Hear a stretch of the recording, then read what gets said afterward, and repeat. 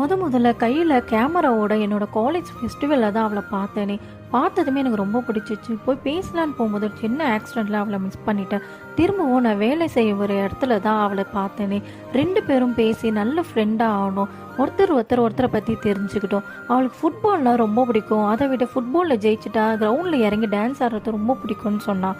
ஒரு கட்டத்தில் நான் அவளுக்கு ப்ரப்போஸும் பண்ணிட்டேன். ஆனால் அவள் என்னோட காதலை ஏற்றுக்கவே இல்லை.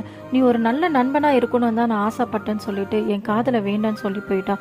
அதுக்கப்புறம் நான் அவளை பார்க்கவே இல்லை. எங்கேயோ தேடி பார்த்தேன், அவளை கண்டே பிடிக்க முடியல. கடைசியாக நாங்கள் பேசும்போது பெங்களூரில் அவளுக்குன்னு ஒரு வீடு இருக்குன்னு சொன்னான். அது ஞாபகம் வந்துச்சுன்னு சொல்லிட்டு அங்கே போய் பார்த்தேன். அவள் நிலைமையை பார்த்ததுமே எனக்கு ஷாக் ஆகிடுச்சு. முடியெல்லாம் கொட்டி போய் ரொம்ப மெலிஞ்சு போயிருந்தா. கேன்சரால் அவள் பாதிக்கப்பட்டு இருந்தா. அவள் என்னை பார்த்ததுமே கோவமாக கத்த ஆரம்பிச்சிட்டா. என்ன இருந்தாலும் அவள் எனக்கு தான் வேணும்னு சொல்லிட்டு அங்கேயே இருந்தேன். அதுக்கப்புறம் தான் தெரிஞ்சது அவளுக்கும் என்னை ரொம்ப பிடிக்கும். ஆனால் அந்த கேன்சரால தான் என் லவ்வை வேண்டான்னு சொல்லியிருக்கான்ட்டு. திரும்பவும் நான் அந்த ஃபுட்பால் கிரவுண்ட்லேயே அவளுக்கு ப்ரொப்போஸும் பண்ணேன். அவள் டீமும் ஜெயிச்சிச்சு. இந்த 2 சந்தோஷத்தில் அவள் டான்ஸ் ஆடிட்டு இருக்கும்போது அவள் கையில் நான் கொடுத்த மோந்திரமும் இருந்துச்சு. என் காதல் ஒரு வழியாக ஜெயிச்சிச்சுன்ட்டு நான் நினச்ச சந்தோஷம் கொஞ்ச நேரத்திலே அது முடிஞ்சு போச்சு. அந்த இடத்துல என் மடியிலேயே சாஞ்சு அவள் இறந்தும் போயிட்டான்.